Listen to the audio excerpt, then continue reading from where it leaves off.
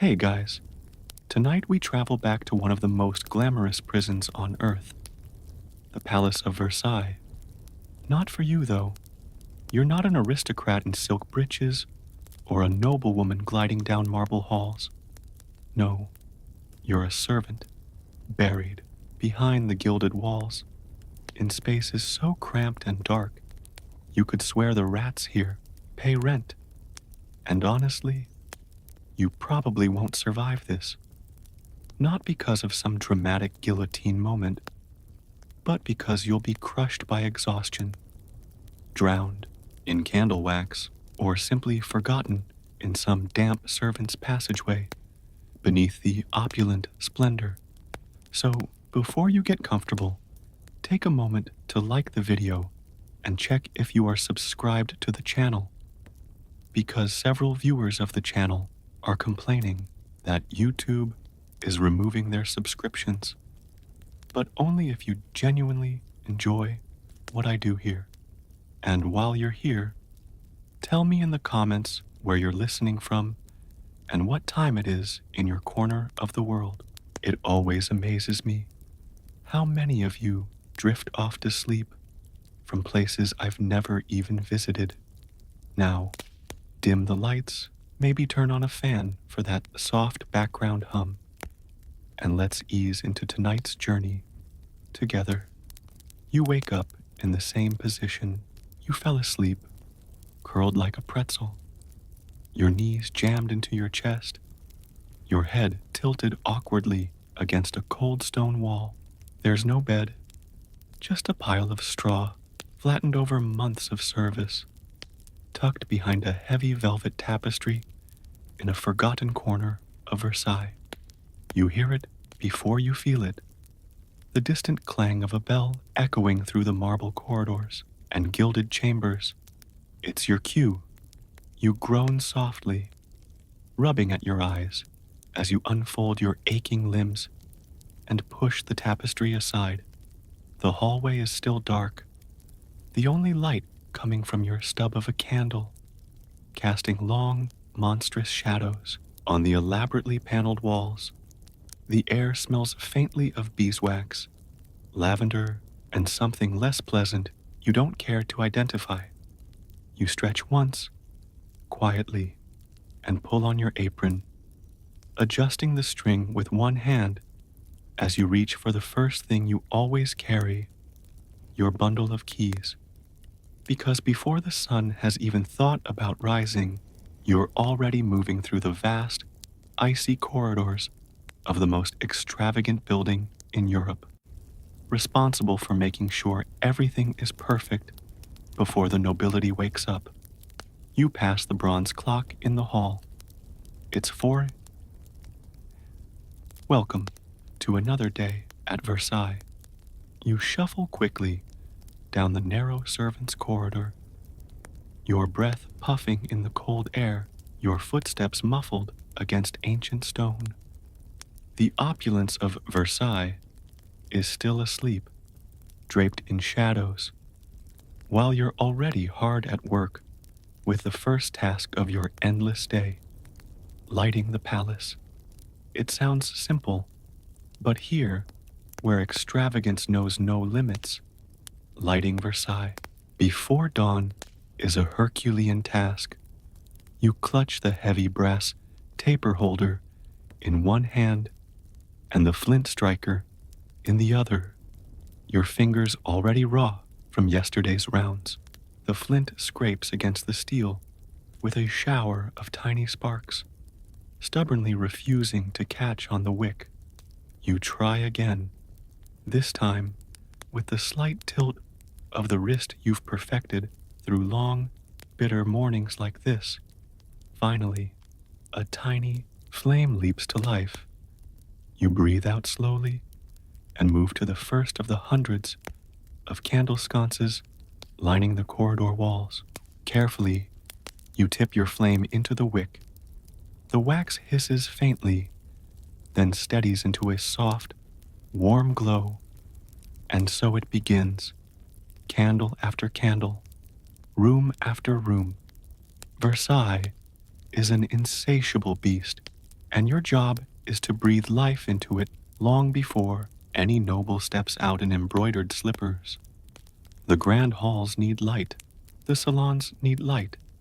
Even the unused guest rooms, all 27 of them on this floor alone, must be prepared, because you never know when some minor noble might wander in demanding a pre-breakfast game of billiards or a private concert. You trudge forward, your feet numb from cold, your arms aching from holding the taper aloft for hours at a time. The grandest of all, the Hall of Mirrors, looms ahead. Its vastness would take your breath away if you hadn't already lit it 1,000 times. 357 mirrors line the walls, catching and multiplying each candle's flame until the whole room flickers like some enormous golden heartbeat. You approach the first candelabrum, towering above your head, dripping with crystal pendants that you cleaned by hand just last week. You tip the taper toward the wick, careful not to let any soot mar the gleaming surfaces. As the flame catches, you move on and on and on.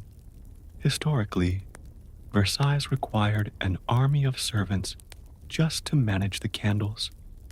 Over 3,000 of them burned each night during formal events.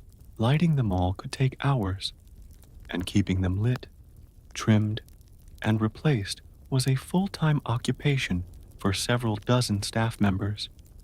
Historians still argue whether the sheer amount of candle use was sustainable, or whether it was part of the deliberate wastefulness that showcased Louis XIV's absolute power over even the most basic resources. You wouldn't know.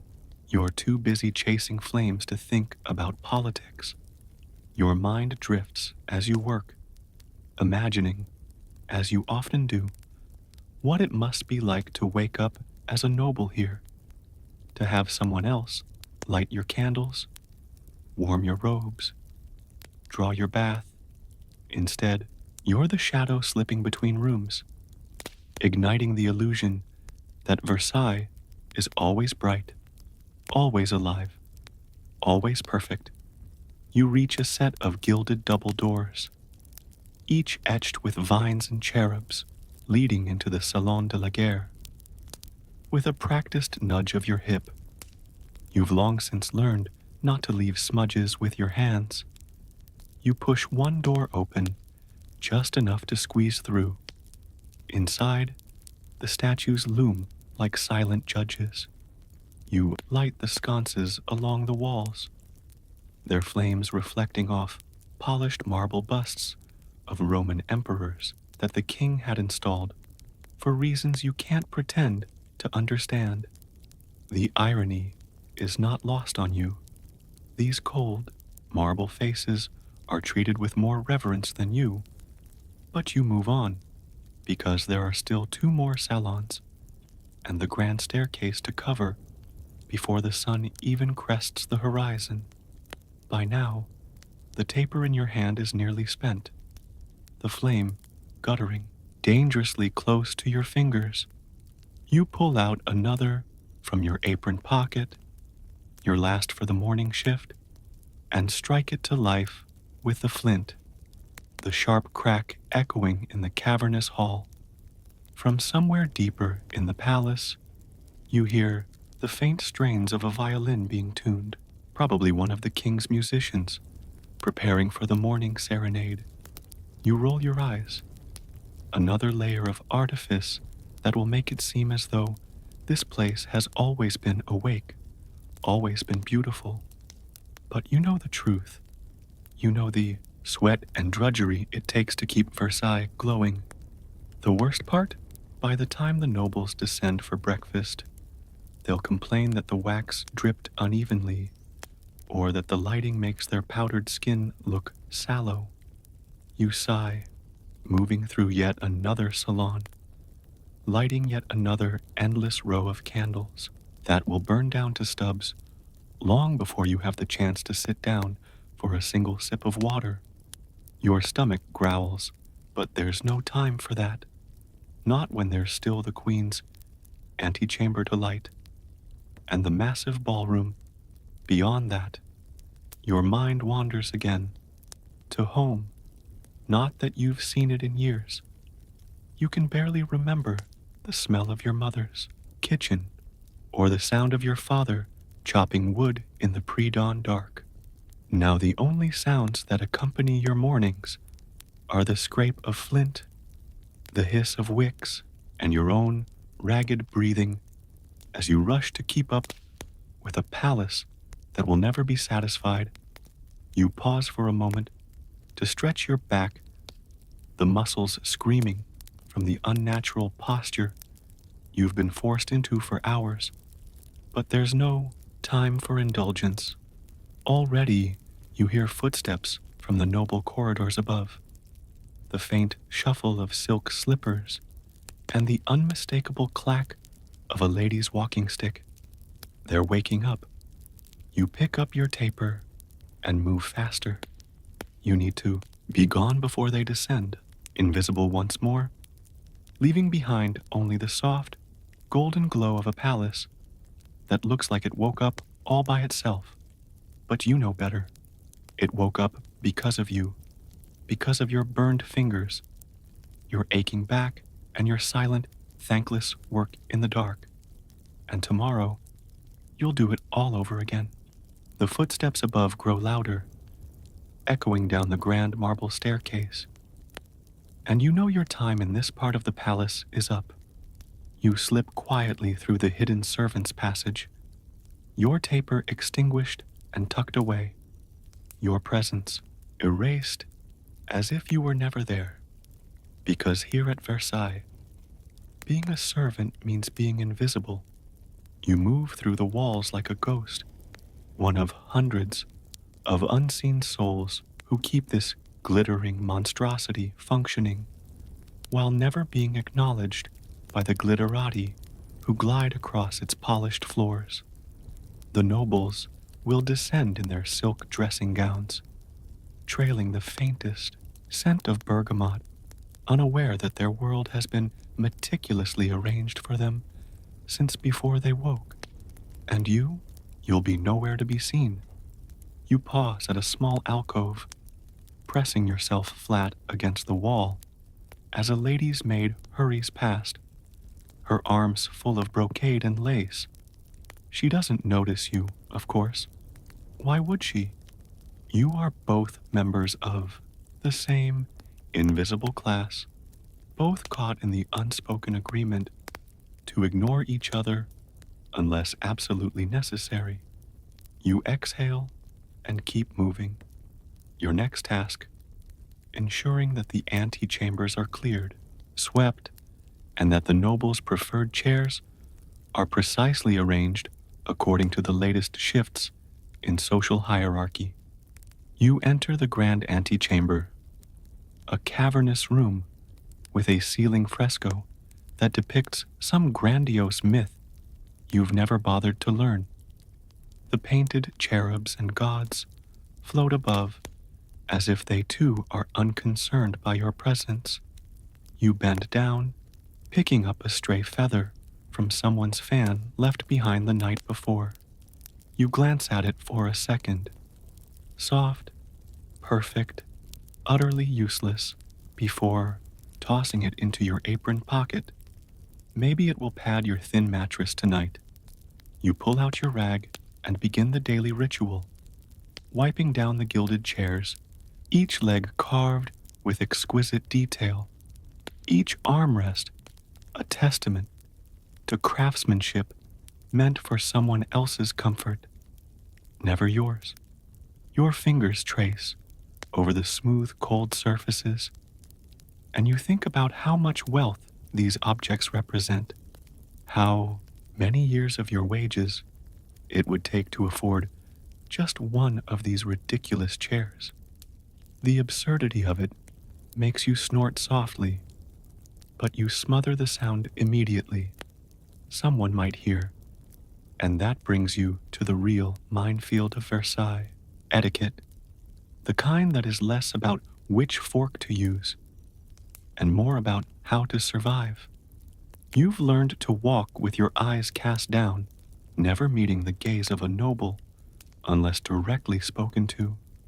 And even then, your responses must be minimal, deferential, and delivered with just the right amount of humility to avoid being perceived as insolent. Your tone must be soft but audible, your movements quick but never rushed. One misstep could cost you everything.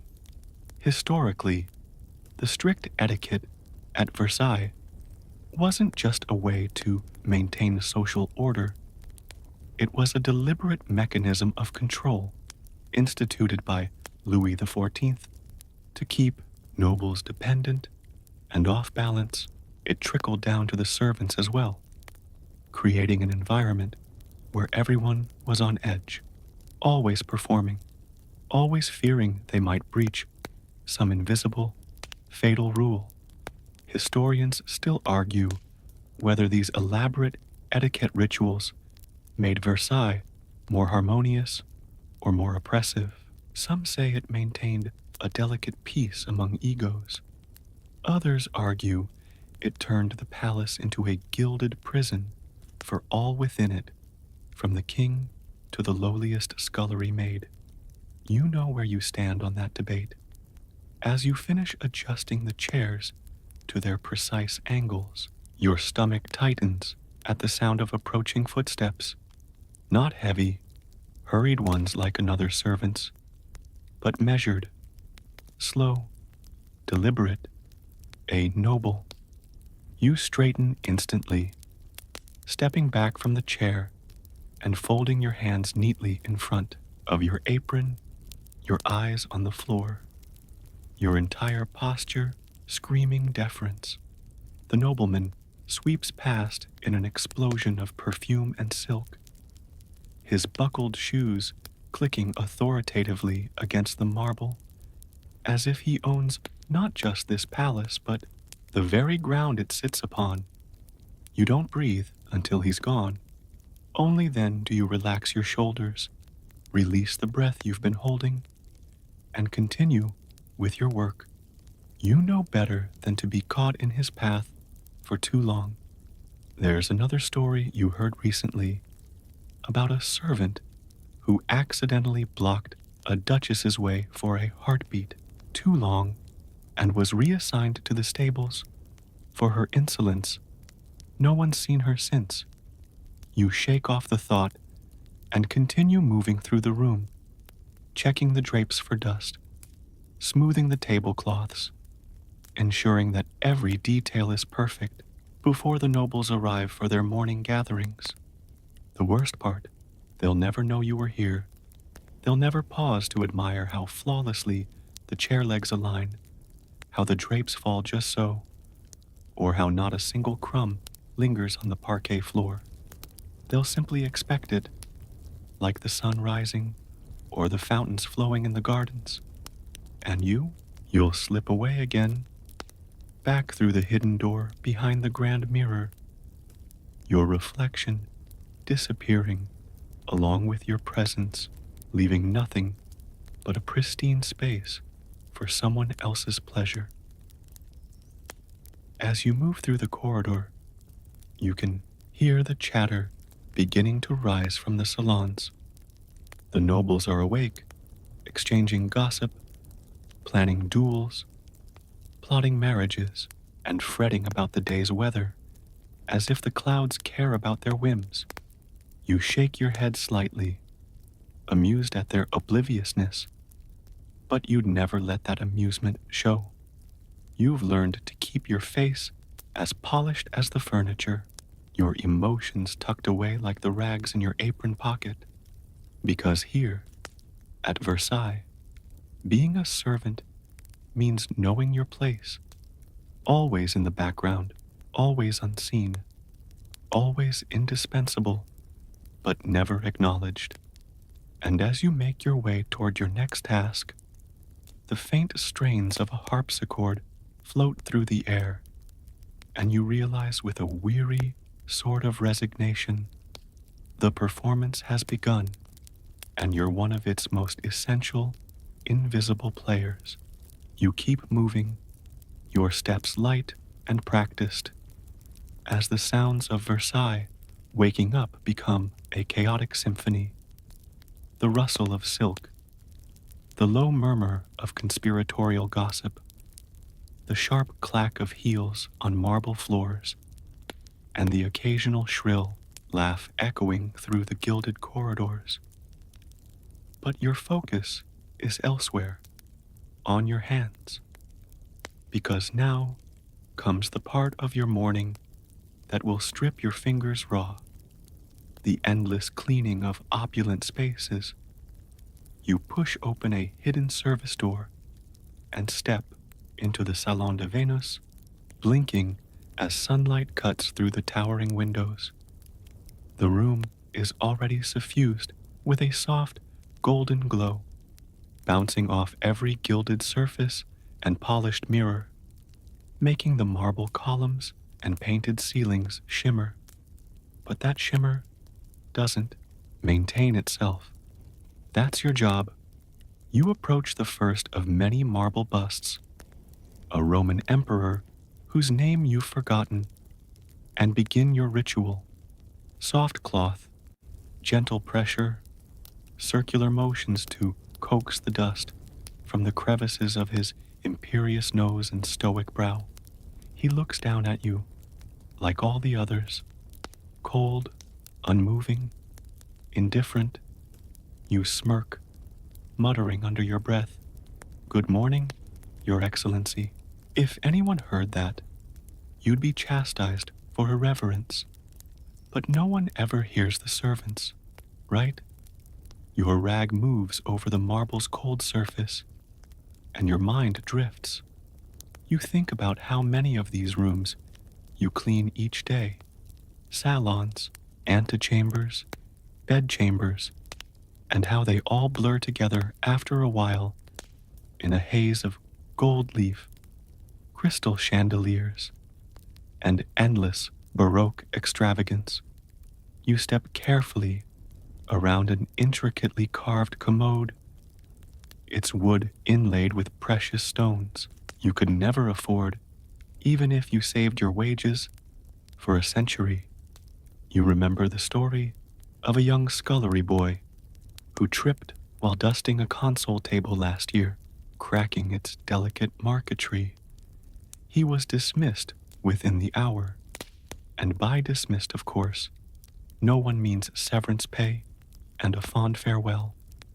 He was thrown out through the servants' gate with nothing but the clothes on his back, gone, just like that. Historically, Versailles' interior was maintained by hundreds of specialized servants, wax polishers, mirror cleaners, floor scrubbers. The sheer amount of manpower required to keep the place pristine was staggering. Many servants worked night shifts so that rooms would be spotless for the morning rituals of the nobility. Historians still argue whether the fastidious maintenance was truly for cleanliness or simply for show, an extension of Louis XIV's obsession with controlling appearances down to the last fleck of dust. Either way, it's your task now. You crouch to polish the parquet floor, tracing the intricate patterns of oak and walnut with your cloth. Your knees ache, your back throbs. You've learned the hard way how to move efficiently. Always polish with the grain of the wood. Never lean too hard against the furniture, and always check your reflection in the mirror before you leave to make sure you haven't smudged it, because nothing infuriates a noble more than spotting a servant's fingerprint amid their own glorious reflection. You stand, stretch your back for a fleeting second, then move to the window. The glass is streaked with condensation from the cold night air meeting the warmth of the salon. You take your cloth and wipe carefully, making sure the view from the salon to the meticulously trimmed gardens is as flawless as expected. From here, you can see the orangery and the fountains, their jets already primed for the day's displays.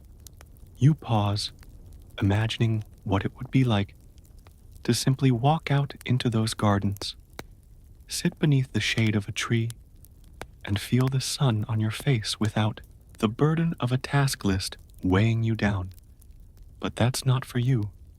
You turn back to the room, taking in the walls, hung with silk damask, the elaborate friezes, the ceiling painting of Venus herself, forever frozen in mid-seduction, all for the pleasure of the nobles. None for you. You move to the next salon, where the massive chandeliers dangle like crystalline constellations from above. Of course, you're not allowed to clean those. That's the chandelier team's job, hoisting themselves up on precarious scaffolding to polish every last drop-shaped pendant. Your responsibility is the lower level, the gilded wall panels, the marble mantels, the velvet curtains, curtains that weigh more than you do and collect dust like they're trying to insulate the palace. You pull out the feather duster, its plumage worn thin from years of use, and start on the velvet. The dust rises in tiny motes, catching the light as they drift lazily toward the floor. You hold your breath, unwilling to sneeze, and draw attention from a noblewoman sipping her morning chocolate in the adjacent room. As you dust, you catch snippets of conversation. Have you heard the Comtesse's latest affair? Absolutely scandalous. Her poor husband. You bite the inside of your cheek to keep from laughing. You know the Comtesse's latest affair. You saw her sneaking out of the stables just 2 nights ago with the dashing young footman.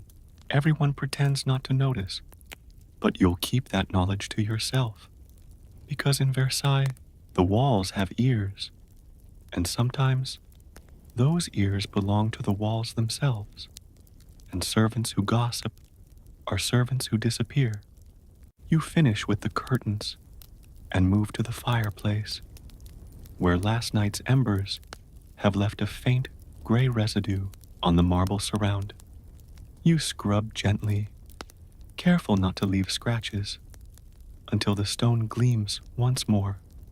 And then, as always, you step back, survey your work, and check for anything you might have missed. Because mistakes here aren't just mistakes, they're fatal flaws, and no one will remember the 100 perfect rooms you cleaned, only the one where you left a streak on a mirror or failed to dust a ledge. Satisfied that everything is as it should be, you gather your tools, tuck the rag into your apron, and slip back through the hidden door, back into the shadows, back into invisibility. As you make your way to the next room, you pass another servant, her arms full of linens, her face as blank as yours.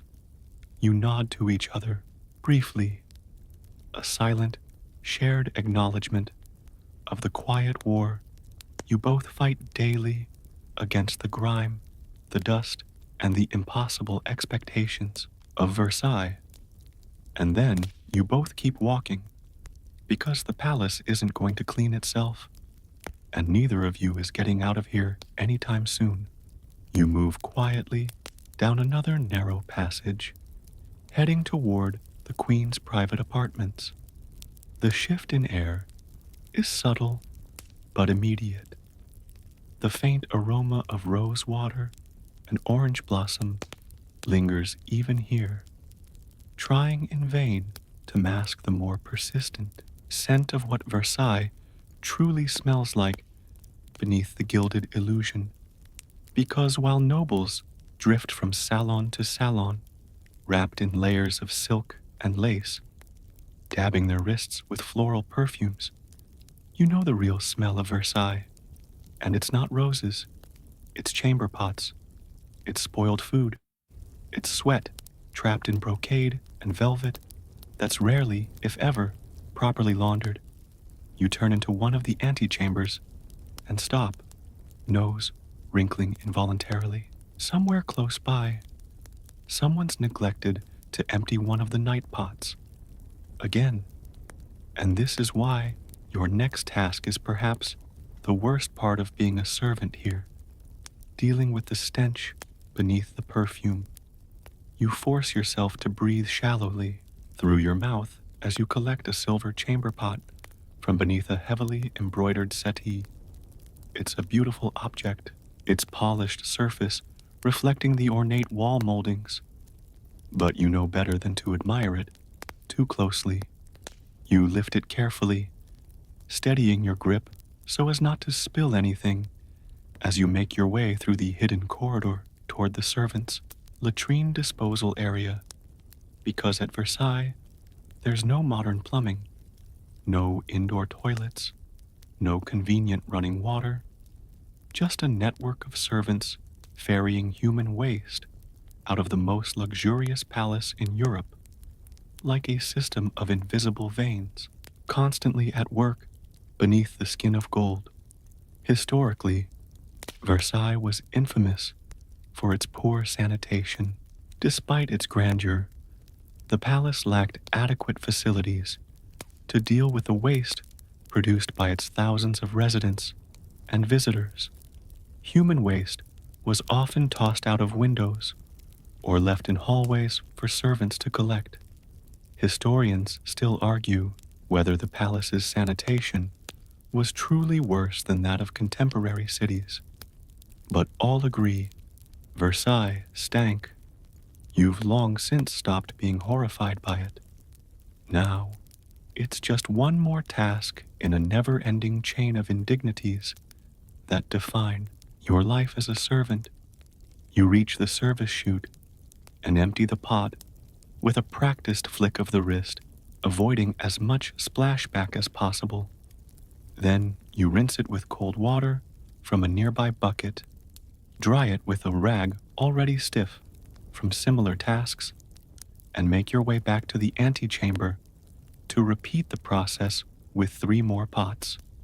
You wonder, briefly, how the nobles can sit so serenely on their velvet chairs, sipping chocolate and discussing court intrigues, while knowing that their waste sits quietly beneath them in silver bowls, like some grotesque pet. But you also know that's the key to Versailles. Everything unpleasant is hidden behind walls, tapestries, or servants like you. You are the wall. You are the screen. You are the body that absorbs all the filth so that the nobles never have to see it. As you pass through another corridor, you're hit by a different smell. The kitchen's. And it's not much better. While the head chefs prepare elaborate feasts fit for a king, roasted peacocks, pastries shaped like swans, you see the aftermath, piles of offal, fish guts, and rotting produce shoved into corners for someone else to cart away. You step carefully over a squashed grape, its juices staining the marble floor like blood, and keep moving, because you know what happens if you slip and drop the chamber pot you're carrying. You'd never recover from that. You push open the panel back into the Queen's apartments and glance quickly around to ensure no one important is present. Then you return the now cleaned chamber pots to their hidden places beneath the furniture, adjusting the embroidered covers so that no one will ever know what lurks beneath. You take one last look around the immaculate room. Silk walls, a polished harpsichord, a writing desk where the Queen pens letters in a delicate hand. It all looks so serene, so pure. But you know better. You know the grime hidden in the seams, the stains scrubbed out only after hours of back-breaking work. the layers of perfume masking the very human, very foul reality beneath. And now, as you move on to your next task, you feel that faint ache in your chest that you've come to recognize over the years. Not quite despair, not quite rage, something in between, something like resignation, polished smooth after years of invisible labor. You glance down at your hands, raw, cracked from the lye soap used to scrub away messes that aren't yours. And then you gather your cleaning cloths, adjust your apron, and slip quietly out of the room before the queen arrives, leaving behind a space so perfectly curated that she'll never suspect the work it took to make it that way. That's the way of Versailles. The perfume above, the stench below. And you belong below, always. You move down yet another gilded corridor, your footsteps absorbed by thick tapestries that tell grand stories of gods, heroes, and battles. Stories that have absolutely nothing to do with your reality, because your story, as a servant, is less about myth and more about mess. And today, like every day, the mess is monumental. Your next task is as relentless as it is thankless. The never-ending cleanup. You push open a side door and enter one of the lesser salons, the kind reserved for minor nobles or visiting dignitaries who don't quite rank high enough for the grand rooms, but their appetites and their capacity for leaving chaos in their wake are just as grand. The aftermath of last night's gathering is laid out before you like a battlefield. Overturned chairs, wine stains on the marble floor, crumbs and crusts of bread scattered like shrapnel across the fine carpets, and the faint, unmistakable scent of someone who couldn't quite make it to a chamber pot after one too many goblets of burgundy. You sigh and begin. First, the crumbs.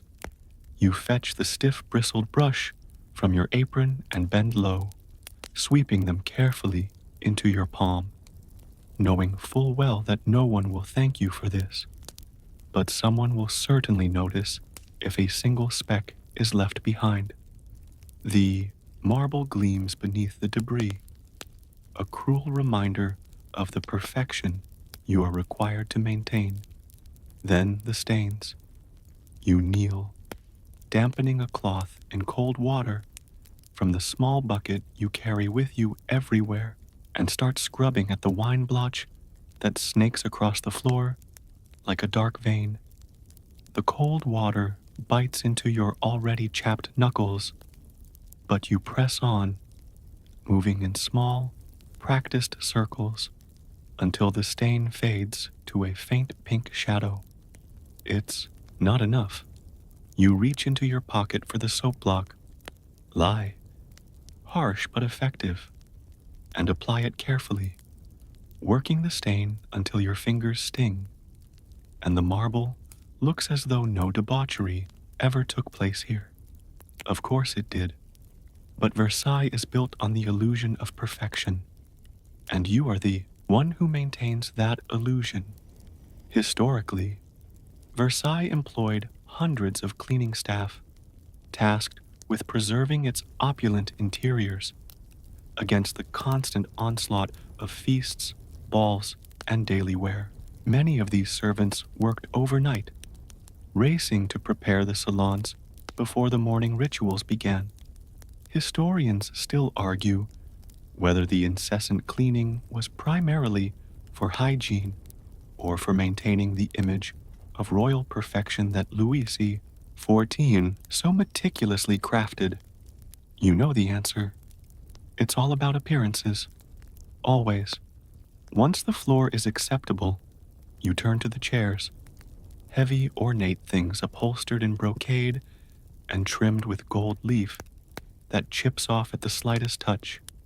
You run your cloth gently along the arms, checking for any signs of damage or wear that might earn you a reprimand from your overseer. Then you move to reposition them, because of course, they've been scattered like toy blocks by the nobles who sank into them last night, laughed too loudly, drank too much, and left without a second thought about the servant who would come in after them to reset everything. That's you. You bend, lift, and arrange each chair at its precise angle, relative to the table as specified by court protocol, because even the positioning of furniture here is a matter of status, etiquette, and control. You step back, surveying the room, noting the floral arrangement at the center of the table has wilted overnight. But that's not your responsibility. That's for the florists. Everyone here has their role, and God help the servant who oversteps. You gather your cleaning tools and prepare to leave when your eye catches something beneath one of the chairs. A fan, delicate, ivory-handled, its silk leaf painted with a pastoral scene of shepherds and nymphs abandoned by some distracted lady, or perhaps forgotten in the haze of too much wine. You pick it up carefully, turning it over in your hands. For a brief moment, you consider slipping it into your apron. It's beautiful, after all, and it could fetch a decent price at market. But you shake your head. You know better. Servants caught stealing at Versailles don't get second chances. They get punished. Publicly. Humiliatingly. So you walk the fan over to the salon attendant station, log it in the forgotten items register, and leave it there, knowing full well the lady who lost it will never even think to thank the servant who returned it.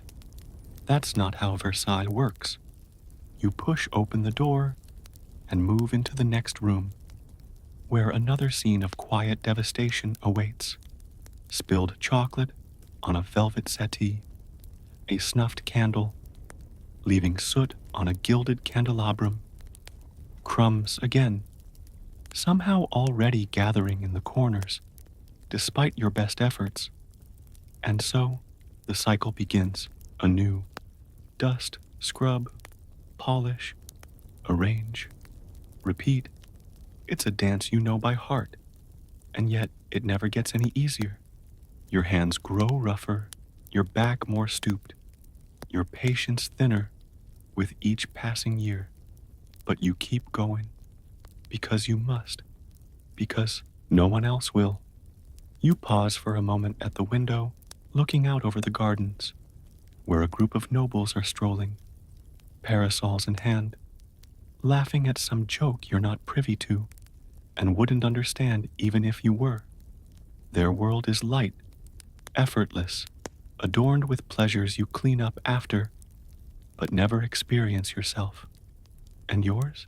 Yours is this, a rag in your hand, the taste of dust in your mouth, the ache in your knees, and the knowledge that as long as Versailles stands, there will always be someone like you behind its splendor, wiping away the evidence of the excesses it breeds. You take one last breath, square your shoulders, and move on to the next mess. Because at Versailles, there's always a next mess, and it's always your job to clean it up. The bells begin to chime from the royal chapel, their sound echoing through the labyrinth of marble halls and hidden staircases, signaling that the court is in motion. For you, it's another reminder that your life is not your own. It belongs to the royal schedule, and more specifically, to the whims of those who follow it. You head quickly down a narrow passage, careful not to draw attention to yourself. Servants at Versailles move quietly, efficiently, and above all, invisibly. Your next assignment, preparing the king's breakfast salon. You step into the room as another servant slips out, nodding to you with the same tired, resigned expression you've seen reflected in your own face too many times. The room is empty now, but not for long. The table must be set precisely, linen laid out without a single wrinkle, silver polished to a mirror shine, the king's chair positioned at exactly the correct angle. You adjust everything as required, fingers deft and practiced. All of this, every spoon, every plate, every crumb, must be flawless, because when the king walks in, he will expect perfection as his birthright. And if there is so much as a smudge on his goblet, you know what happens. A furious reprimand, maybe demotion, at worst, dismissal. And here at Versailles, being dismissed is like being banished from the world itself. Historically, Louis XIV, the Sun King, constructed Versailles not merely as a palace, but as a machine of absolute power and control. Every aspect of daily life was governed by elaborate rituals known as les cérémonies, formalized events with their own rules, participants, and most importantly, hierarchies. Servants like you exist to ensure that these rituals unfold seamlessly like cogs in the royal machine. Historians still argue whether this intense schedule was more oppressive for the nobles who had to participate or the servants who had to execute it. You have your own opinion. You look at the clock. Not long now.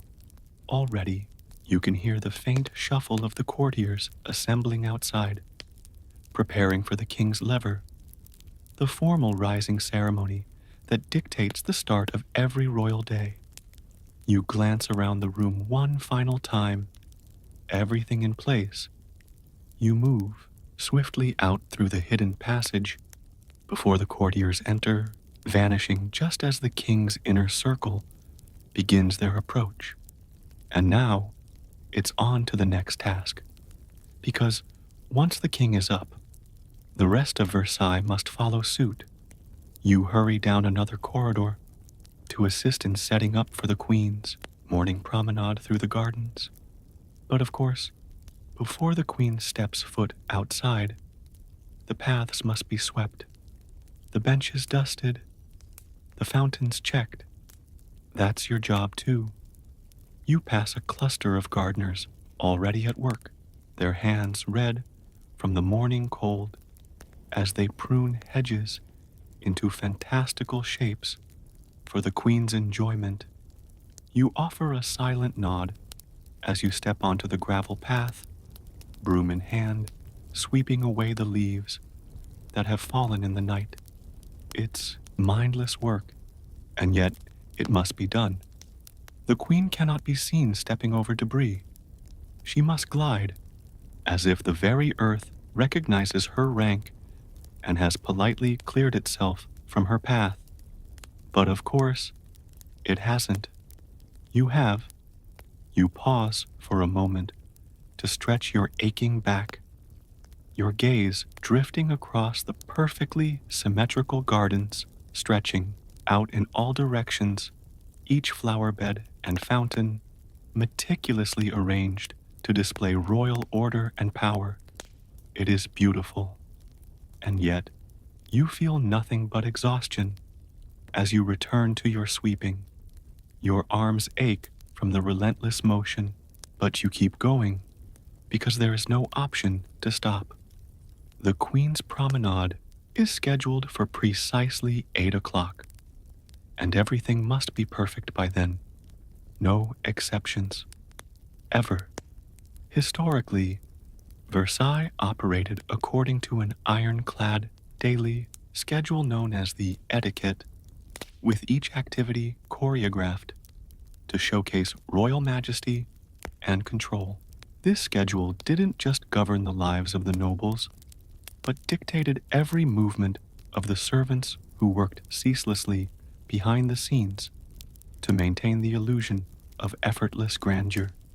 Historians still argue whether this rigid system fostered loyalty and order, or bred resentment and quiet rebellion among the servant class.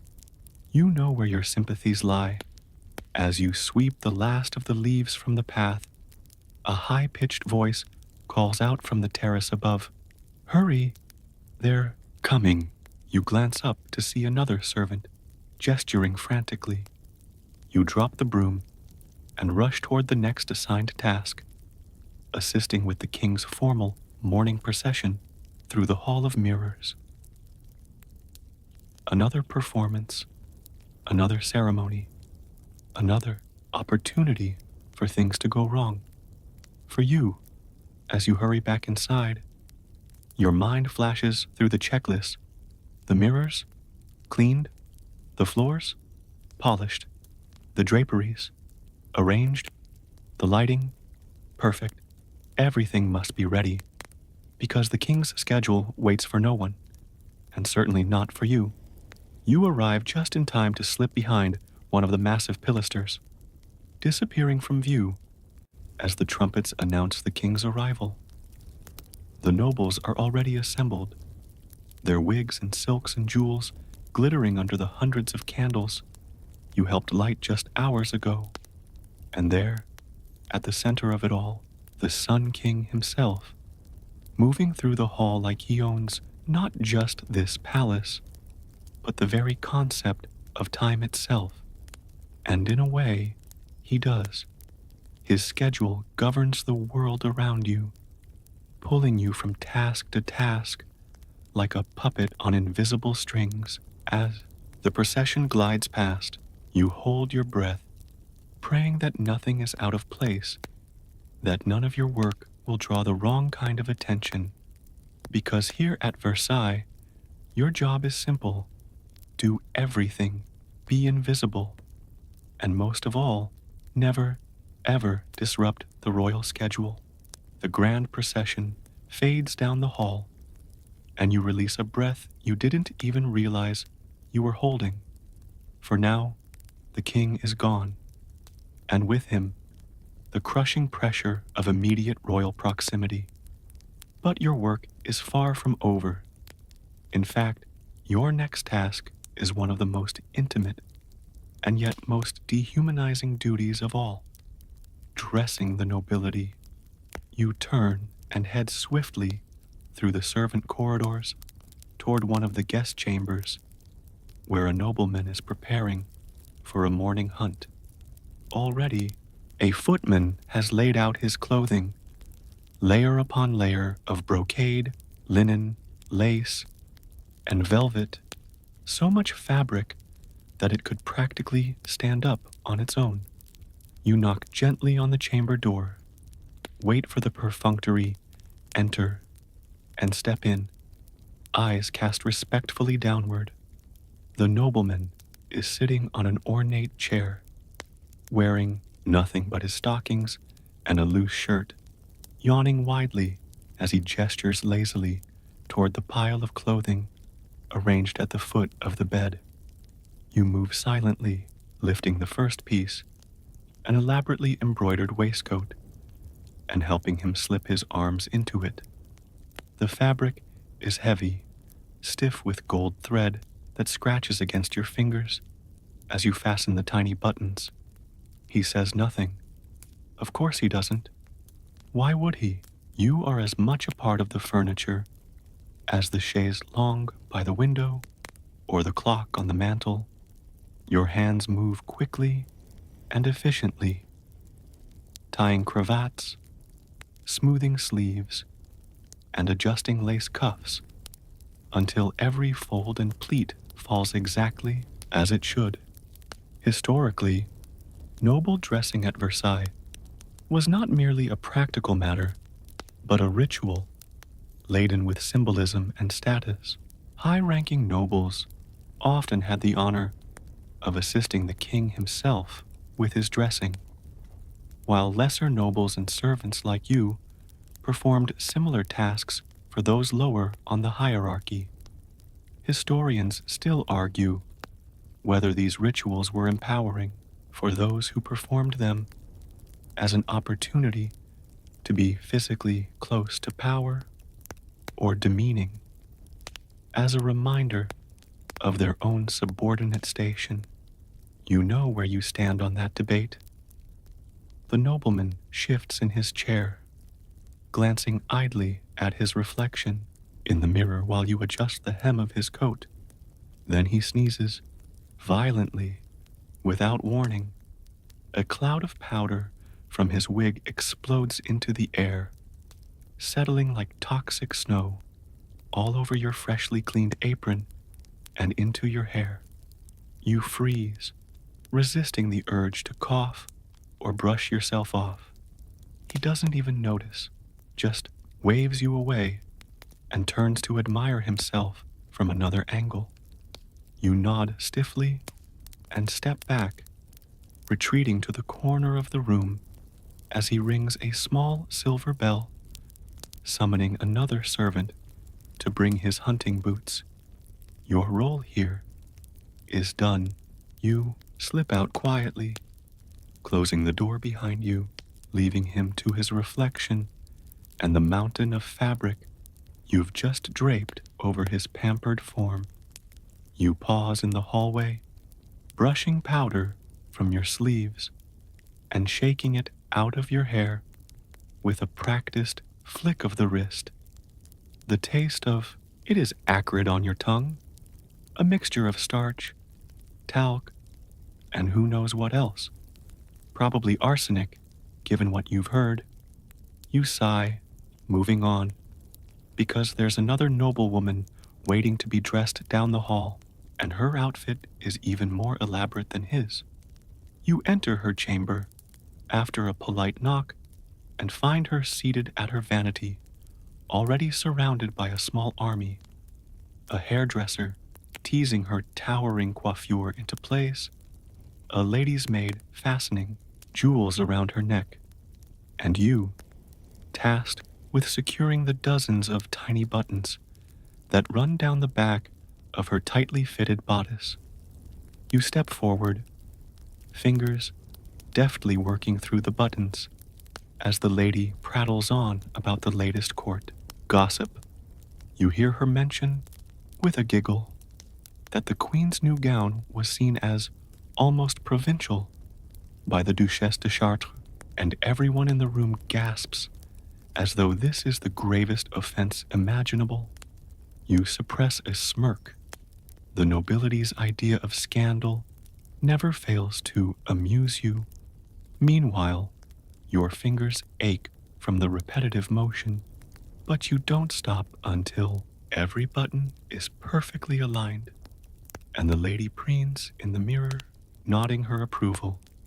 You step back, blend into the background, and slip out unnoticed as the hairdresser applies the final dabs of rouge to her powdered cheeks. On your way back through the corridor, you pass another servant carrying an enormous hoop skirt, barely able to see over the towering structure. You exchange a sympathetic glance before continuing on, because here, clothing is a battleground, one that you must navigate with precision but never actually participate in. You dress them. You clean their garments, mend their stockings, brush their shoes, but you, yourself, you wear the same plain linen shift day after day, patched and repatched until it's more mending than fabric. Your apron perpetually stained from the labor that defines your life. You duck into the laundry room briefly to deliver a torn cravat for mending, catching a glimpse of the enormous wooden tubs filled with soapy water, where other servants scrub at lace and silk with raw red hands. You shudder, knowing that you'll probably be assigned to that station next week. But for now, it's back to your rounds, because there are still more nobles to dress, more boots to shine, more wigs to powder, more bodices to lace, and no matter how exhausted you are, no matter how much your fingers cramp or your shoulders ache, you must keep going. Because here at Versailles, being a servant means making sure that the nobility looks perfect at all times, while remaining yourself, perfectly invisible. You move quickly toward the next chamber, the faint strains of a violin rehearsal drifting through the hall, mixing with the ever-present scent of rose water and powder. And as you reach for the door handle, smoothing your apron and setting your face into its usual expression of placid servitude, you know that once again, you'll step into the room, bend your back, still your tongue, and dress someone else for a life you'll never live. You barely have time to roll the stiffness out of your shoulders before another summons reaches you.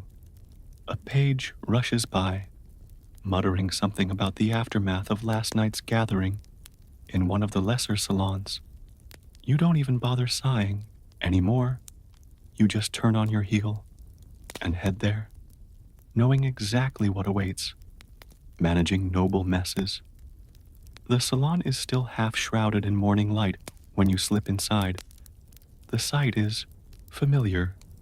Chairs askew, goblets tipped over, sticky puddles of wine now seeping into the elaborate Aubusson carpet, a silver platter abandoned on the harpsichord, crusted with the remains of what was once a pastry masterpiece, and in the corner, behind a velvet settee, a small, sour-smelling puddle, suggesting that someone couldn't quite make it to a chamber pot. Lovely. You set your cleaning supplies down with a practiced motion and begin, first gathering the empty goblets and dishes and placing them quietly onto a tray, balancing the delicate china as if it were made of spun glass, because sometimes it is. Versailles spares no expense. After all, you pause briefly to examine a particularly ornate cup, its gold leaf worn thin from years of overindulgence. The nobles might toss it aside without a second thought, but you can't afford that kind of carelessness. A single chip could cost you your position. You move swiftly to the harpsichord, wiping away the sticky residue before it stains the fine wood, all the while imagining the scene that unfolded here last night. Lords and ladies laughing, flirting, plotting, oblivious to the fact that their every indulgence becomes your burden by dawn. And then there's the more intimate messes.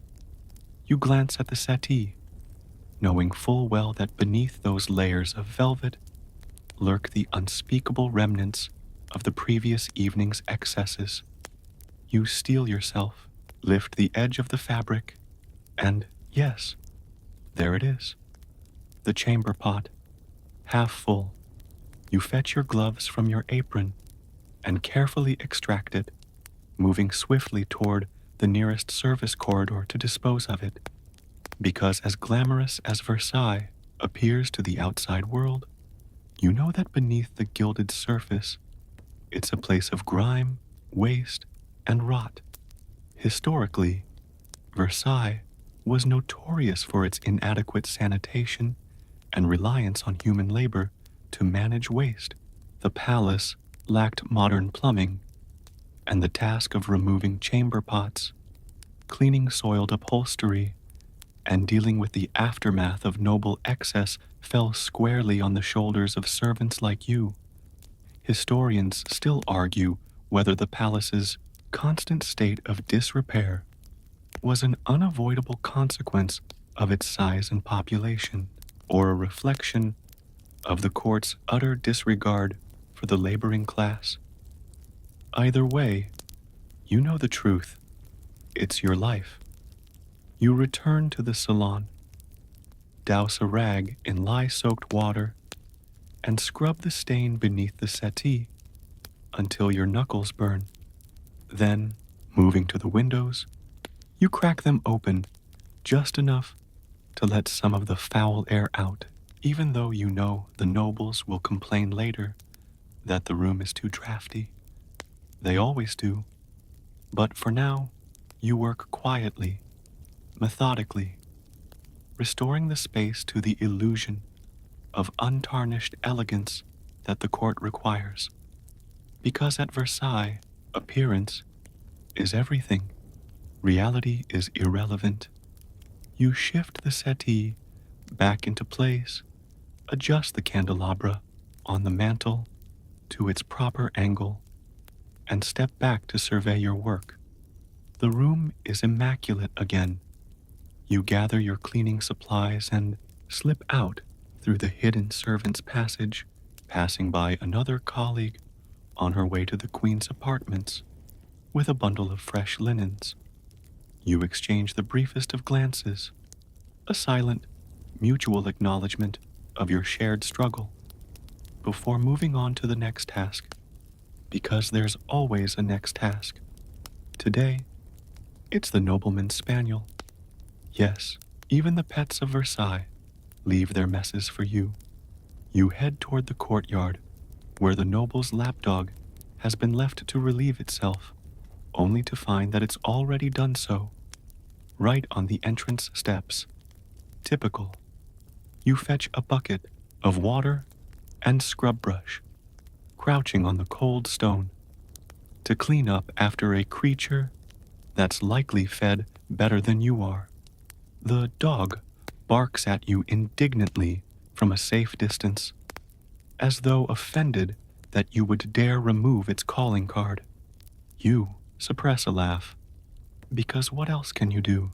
This is your life, clearing the path for those who float above you, blissfully unaware of the labor that sustains their comfort. You finish scrubbing the steps and stand slowly, your knees aching from the cold and the strain.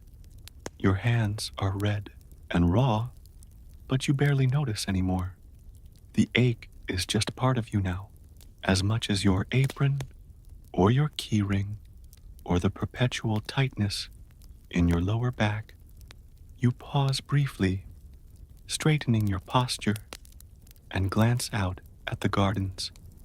The nobles are beginning to emerge from their salons and apartments, parasols unfurled, ready for their morning promenades. Their world is about to unfold in another day of performances, flirtations, alliances, intrigues.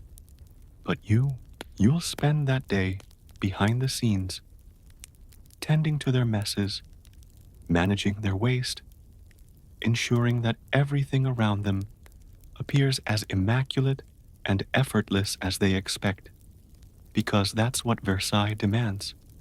And you've learned not to expect thanks, recognition, or even acknowledgement, just the quiet satisfaction of knowing that, for another day at least, you've done your part to keep the illusion alive. You gather your supplies, adjust your apron, and head toward your next assignment, already bracing yourself for whatever mess waits around the next corner. Because at Versailles, there's always another corner, always another mess, always another servant ready to clean it up. And today, like every day, that servant is you. You adjust your apron, square your shoulders, and set off for your next task, assisting with the midday preparations in the royal kitchens. It's a rare moment when you're allowed in this part of the palace. The kitchens of Versailles are vast, noisy, and chaotic, a kingdom all their own, where hierarchy reigns just as fiercely as it does above stairs. As you push through the heavy oak door into the kitchen corridor, the air hits you like a wall, dense with the smells of roasting meat, boiling sugar, herbs, and the unmistakable tang of sweat. The kitchen is already a hive of activity. Cooks in linen aprons bark orders over the din of clattering copper pots and knives flashing in candlelight. Apprentices dart between stations, hauling sacks of flour, crates of vegetables, and baskets brimming with poultry, some still flapping weakly. You step carefully to avoid slipping on the slick stone floor, slick from a mixture of spilled broth, grease, and melted butter. Your task today is a simple one.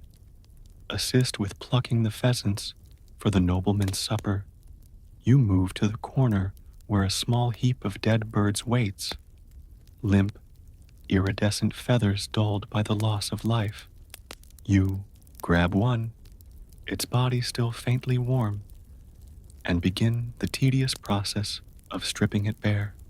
Your fingers are already rough and calloused, but the barbed shafts of the feathers still manage to prick and slice at your skin as you work quickly, efficiently, moving from bird to bird, with the grim precision of someone who has long since stopped thinking about what these creatures once were. Around you, the kitchen is alive with voices. A pastry chef shouts for more sugar. A fishmonger unloads a crate of writhing eels onto a slate counter. A butcher cleaves through a haunch of venison with a sickening crack. The noise is constant, relentless, and the heat. Good God, the heat. Even in winter, the kitchen is a furnace. Dozens of hearths blaze along the walls, their fires feeding spits heavy with whole pigs, racks of lamb, and cuts of beef that drip fat into the flames, sending up plumes of smoke that turn the air thick and hard to breathe. You pause briefly, wiping sweat from your brow with your sleeve, and glance toward the massive central oven, the size of a small carriage, where a team of bakers slides rows of delicate pastries onto the hot stones. Those pastries will be served to the king and his guests later this evening, praised for their delicacy and finesse. No one will think about the servants who harvested the flour, milked the cows, or gathered the eggs to make them. No one ever does. Historically, the kitchens at Versailles were among the most sophisticated in Europe, producing elaborate meals with hundreds of dishes for the royal household and guests daily. The labor required to support this gastronomic machine was staggering, involving a complex hierarchy of chefs, sous chefs, scullery maids, and servants like you. Historians still argue whether the extravagance of Versailles' cuisine was a reflection of true culinary innovation or merely another way for the monarchy to demonstrate its absolute wealth and power. You, of course, know it as both artistry and excess, woven together by the sweat and blood of those behind the scenes.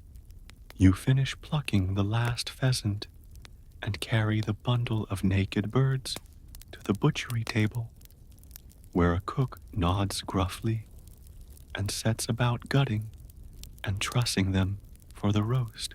Your next task is hauling a bucket of peelings and offal to the refuse pit behind the kitchen.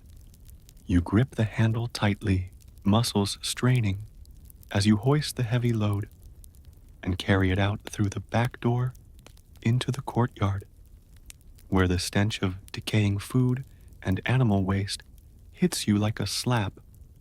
You dump the bucket into the pit, swatting away a swarm of flies that immediately descends, and return inside before your stomach can fully register its protest.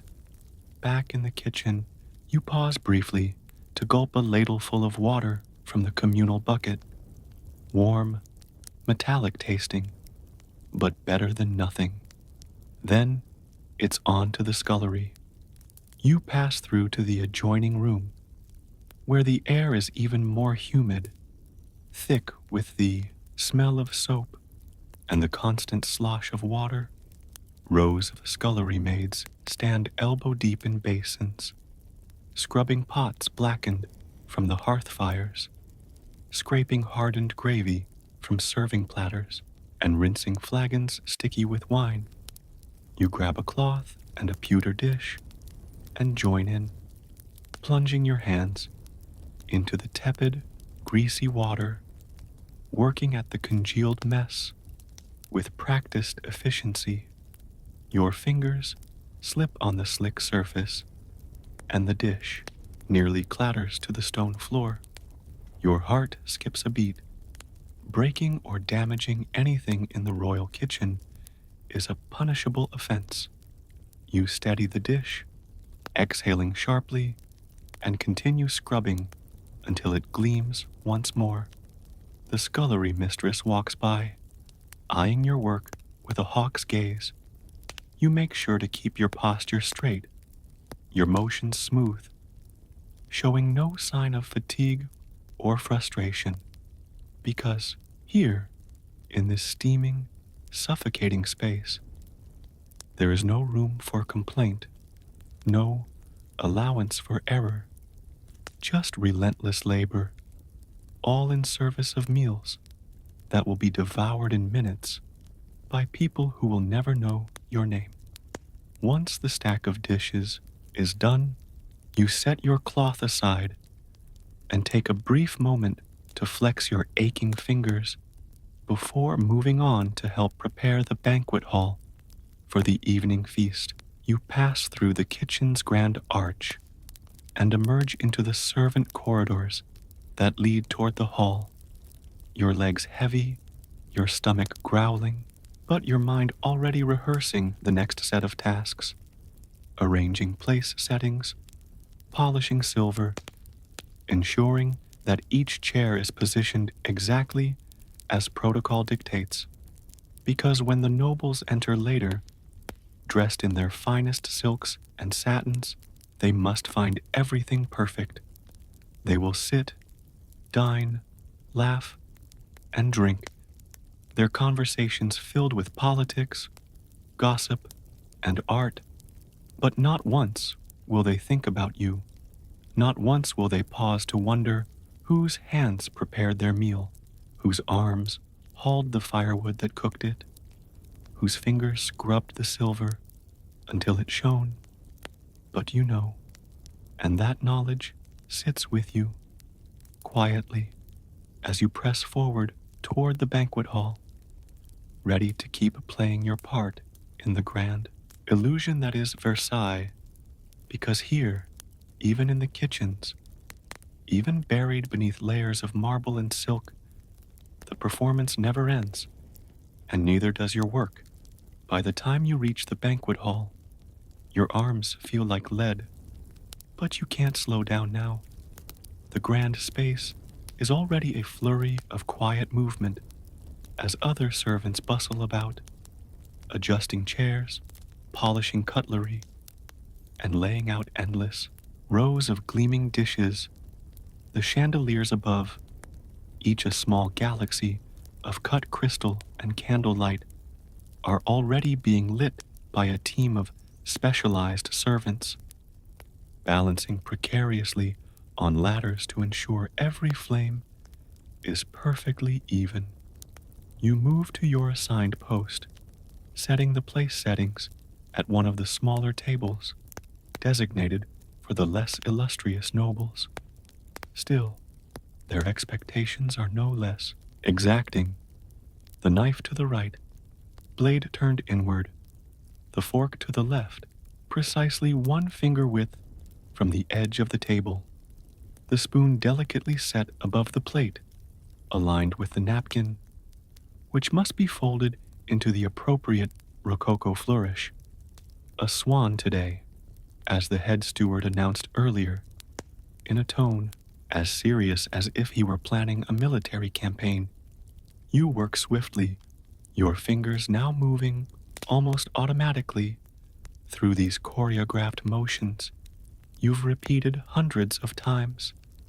But it's never truly automatic, because every place setting is a test. One crooked fork, one smudged goblet, one misaligned napkin, and it will be you they blame, not the noble who might drunkenly tip it over moments later, not the bustling guest who sends a knife clattering to the floor in some dramatic conversation.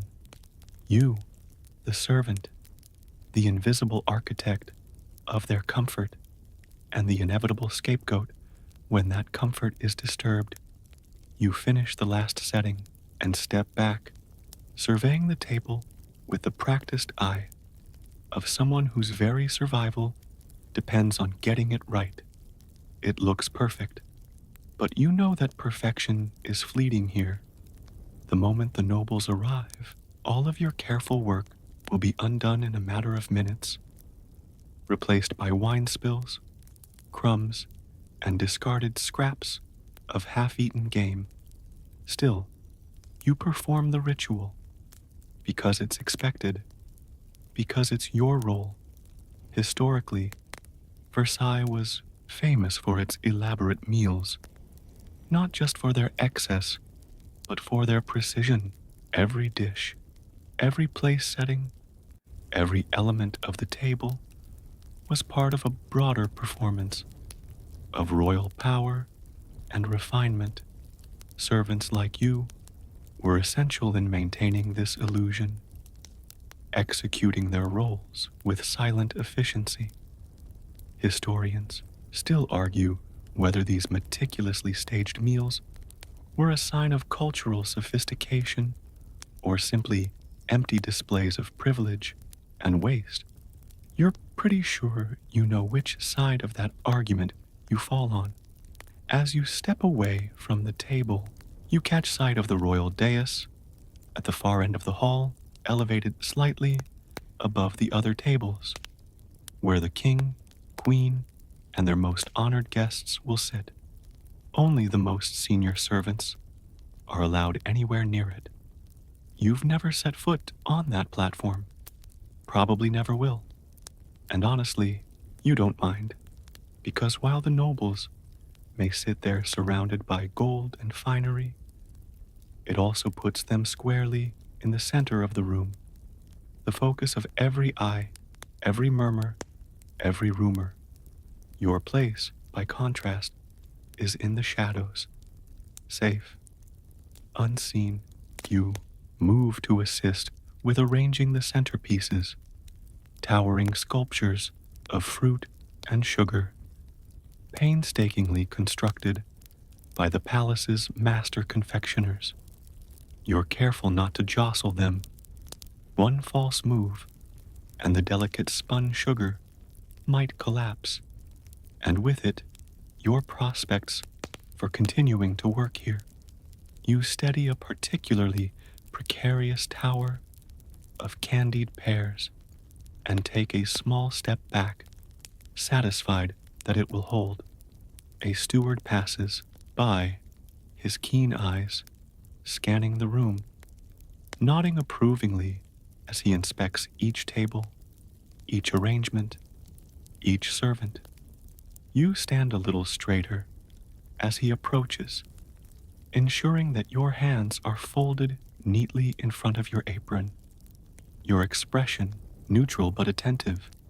He pauses, looks at your section of the table, then moves on without a word.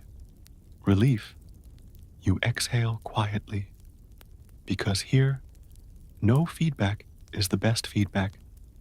You head toward the silver service, assisting in polishing the final pieces that will be placed on the royal table. The silver gleams under your cloth, reflecting your face back at you, a face smudged with soot from the kitchen, flushed from exertion, and faintly lined from years of quiet servitude. You barely recognize it anymore, but you keep polishing, because the only thing more dangerous then making a mistake here is being too slow. You finish with the silver and move to the service doors, standing quietly to await your next instructions. Through the slightly open door, you can already hear the distant strains of music from the royal orchestra warming up in the adjoining hall. Soon, the nobles will begin to file in, their silks rustling like autumn leaves, their perfumes masking the less pleasant odors of the day. And with them will come the chaos. Orders shouted, dishes rushed, accidents to be quietly corrected before they become scandals. But for now, there's a brief, tenuous stillness.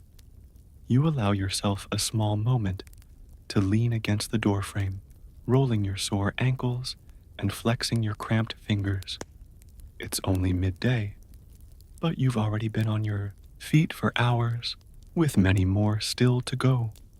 Your stomach growls quietly. You've not eaten since dawn, but you know better than to think about food now. There'll be a crust of bread and a cup of broth waiting in the servants' quarters later, if you're lucky. For now, there's only this: the endless preparations, the relentless attention to detail, the unspoken knowledge that everything here, from the positioning of a fork to the sparkle of a goblet, is maintained by people like you, people the nobles never see, never think about, never thank, and yet, without you, their world would crumble into dust and chaos in an instant. The steward calls out for assistance, and you snap to attention, hurrying over as he directs you to help with moving the wine barrels from the cellar to the banquet hall. Another task, another burden, but you shoulder it without complaint, gripping the heavy handle of the cart and following the line of servants down into the cool, dark cellars beneath the palace. Because here at Versailles, there is no pause, no reprieve, no room for error, only the next task, and the next, and the next, until the candles burn low. The nobles retire to their opulent beds, and you, finally, are allowed to sit for a brief moment, your body aching, your mind exhausted, knowing full well that it all begins again tomorrow, just as it always does, just as it always will. The air in the cellars is a relief after the stifling warmth of the banquet hall, cool, damp, and smelling faintly of earth and old wine. You descend carefully, the wooden steps slick with condensation, following the line of servants all tasked with the same mission, hauling barrels of Bordeaux and Burgundy up to the hall above for the evening's feast. The cellar is enormous, its vaulted stone ceiling stretching overhead like the inside of a cathedral. But instead of choirs and incense, it holds rows upon rows of oak barrels stacked high, silent sentinels of the king's vast and varied wine collection. Your breath forms a faint mist as you move deeper, the cold here wrapping around your arms like a second, heavier apron. The cellar master, a short, squat man with permanently wine-stained fingers, barks orders to his crew. This one, upstairs, careful with that tap. If I see one more leak, you don't need to hear the rest. You know full well that even the tiniest drip of precious wine wasted can lead to punishment. Wasting anything here is a sin. You grip the iron handle of the cart and push with all your might as one of the larger barrels is rolled onto it by two stockier servants. Your boots scrape against the damp stones, the weight of the barrel anchoring you to the earth as you strain to maneuver it up the narrow ramp that leads back to the service corridor above. Your muscles burn, your palms ache, but you keep going because the nobles upstairs will expect wine to flow freely all night, their goblets never empty, their toasts never interrupted, and it's your job to make sure that happens. Historically, Versailles housed vast wine cellars beneath the palace, holding thousands of gallons of wine and spirits imported from across France and beyond.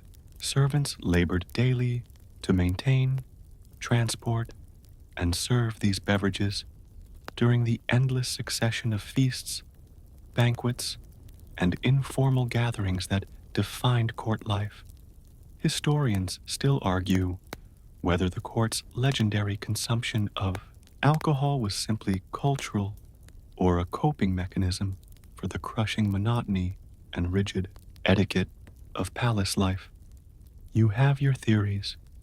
You push the cart up the final stretch of the ramp, your legs trembling from the effort, and emerge once again into the service corridor, where the air is warmer and filled with the distant strains of the orchestra tuning up for the banquet.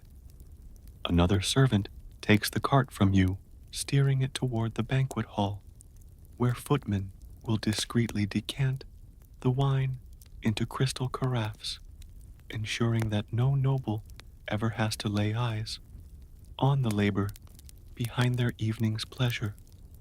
You rub your aching wrists briefly and turn to your next task, assisting with the butler's preparations for the after-dinner entertainments. Tonight, a troupe of actors will perform a comedy of manners in the small theater adjoining the Hall of Mirrors. The nobles will recline in velvet seats, sipping liqueurs and nibbling candied fruits, while you and your fellow servants ensure that everything runs smoothly. You make your way toward the theater, slipping through another hidden passage, and begin helping to set up trays of refreshments. Candied oranges, crystallized violets, sugared almonds, and petits fours arranged with military precision on silver platters. The butler, overseeing the preparations, walks briskly by, his sharp eyes catching every detail. He stops briefly at your tray, frowns, and gestures for you to adjust the arrangement of sugared plums so that the colors alternate perfectly. Purple, gold, purple, gold. You nod and make the correction without comment, because here, even something as seemingly trivial as the order of confections can be the difference between approval and a reprimand. Once the trays are arranged, you assist with polishing the balustrades that line the theater balcony, ensuring they gleam under the flickering candlelight. Then it's on to adjusting the velvet cushions on each seat, checking for stray threads, and fluffing them just so, because the nobility will expect comfort as they watch the actors lampoon court life. A delicious irony that's likely lost on most of them. You pause briefly to glance at the stage, where the actors are already rehearsing in whispered tones, their powdered wigs and exaggerated costumes making them look as absurd as the very courtiers they're about to imitate. You smirk quietly to yourself, but quickly wipe the expression from your face as another steward passes by. There's no room for humor here, only efficiency. You finish your tasks in the theater and move on to prepare the powder rooms, where noble women will repair their makeup and gossip about the evening's performance. You carry a basket of fresh linen towels and lavender sachets into one of the opulent dressing rooms, setting them neatly by the gilt-framed mirrors alongside delicate porcelain bowls for rinsing hands and faces. The room is an explosion of floral upholstery, gold trim, and heady perfume. But beneath the surface, you can still detect the faint scent of sweat and powder, evidence that even the most elegant nobles are still, in the end, human. You finish your arrangements just as the first guests begin to drift toward the theater, their laughter and perfume filling the corridor like a rising tide. You retreat quickly into a side passage, melting back into the shadows as the nobles sweep past in a blur of silk and satin. From your hidden vantage point, you watch as they settle into their seats, oblivious to the army of servants who prepared every cushion, arranged every confection, lit every candle. The performance begins, and their laughter soon echoes through the theater. But for you, there's no time to enjoy the show. You're already on your way back to the banquet hall, where the aftermath of the feast is beginning to accumulate. Half-empty goblets, stained tablecloths, discarded napkins, and overturned chairs. The nobles may have moved on to the evening's entertainments, but their mess remains, as always, for you to clean. You roll up your sleeves and dive in, gathering dishes, mopping spills, and resetting the tables in preparation for whatever spontaneous gathering or midnight snack might occur later. Because here at Versailles, the palace never truly sleeps, and neither do you. Historically, the elaborate entertainments at Versailles were as much about reinforcing the king's power and patronage as they were about leisure. Servants like you worked tirelessly to ensure that each event unfolded seamlessly, from setting up the refreshments to cleaning up the mess afterward. Historians still argue whether these entertainments were a genuine cultural flourishing or simply another layer of distraction to keep the nobility from questioning their own diminishing political power. You don't waste time debating it. For you, it's simple. Another task, another set of instructions, another mess to clean, another moment to make yourself invisible. Because here, at Versailles, service never ends, and neither, it seems, does your day. The dishes from the banquet are stacked high now, precarious towers of porcelain and silver awaiting the inevitable descent into the scullery. You grab a tray loaded with crystal goblets, their delicate stems quivering with every step you take. As you make your way down the dim servant corridor toward the kitchens once more, each goblet is a small fortune, commissioned from the finest glassmakers of Venice or Lorraine. A single crack, a single chip, could mean not just the loss of the object, but a stain on your record you may never recover from. You steady your grip, your fingers tense with the kind of concentration that makes your knuckles ache. The service door creaks open, and you step into the scullery, where the sounds of scraping, sloshing, and muttered curses rise around you like a wave. The air is thick with the combined scents of stale wine, grease, and lye soap. Already, several servants are elbow deep in basins of soapy water, their sleeves rolled up, their aprons soaked through. You add your tray to the growing collection and set to work. First, rinsing each goblet in cold water to remove the worst of the wine stains. Then, carefully, methodically, wiping each one with a soft cloth until it gleams, and all the while standing on the cold, uneven stone floor that numbs your feet within minutes. The scullery is a place of relentless, repetitive motion. Scrub, rinse, dry, repeat, over and over until your fingers are raw and your shoulders burn. But there's no room for complaints here, no time to pause, because the nobles above stairs expect their tableware to be spotless for the next meal, which, given the way Versailles operates, could be at any hour, depending on the whim of a countess craving a midnight indulgence or a duke demanding one last brandied cherry. Historically, the scullery was one of the most punishing posts for servants, often assigned to the youngest or lowest ranked members of the household staff.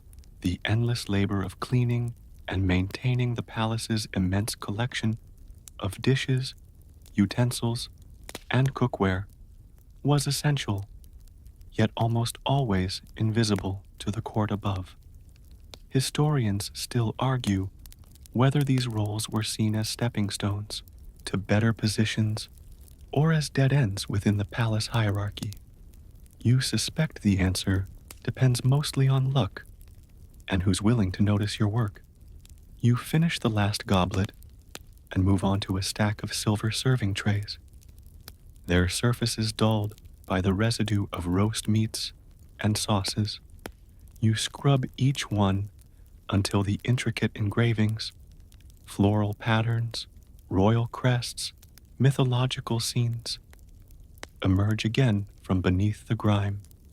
It's strange, you think, how much of your life is spent making beauty reappear for others, knowing it will only be consumed and dirtied again, often within hours.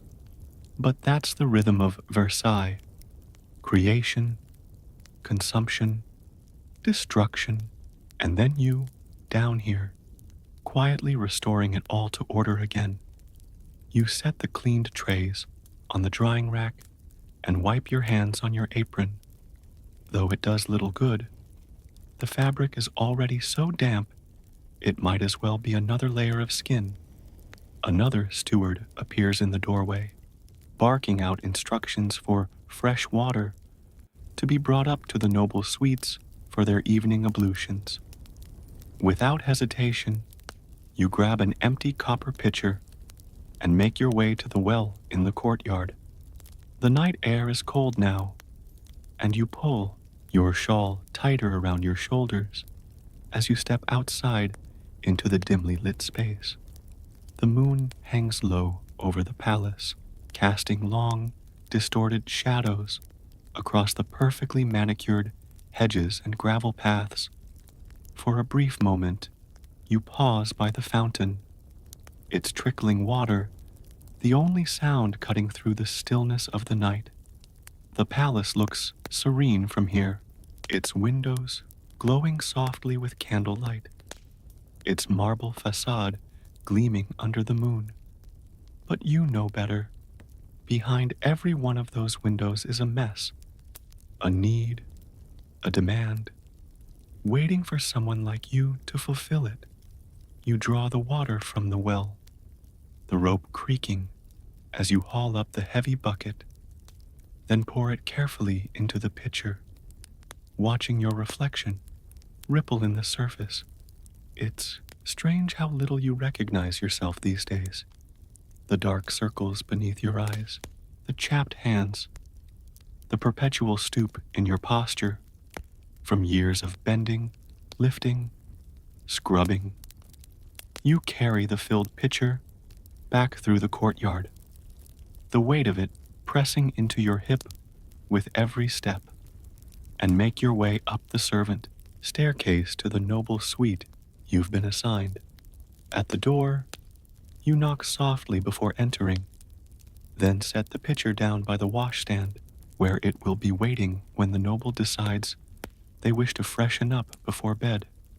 They won't know or care how far that water traveled to reach them, only that it was there when they wanted it.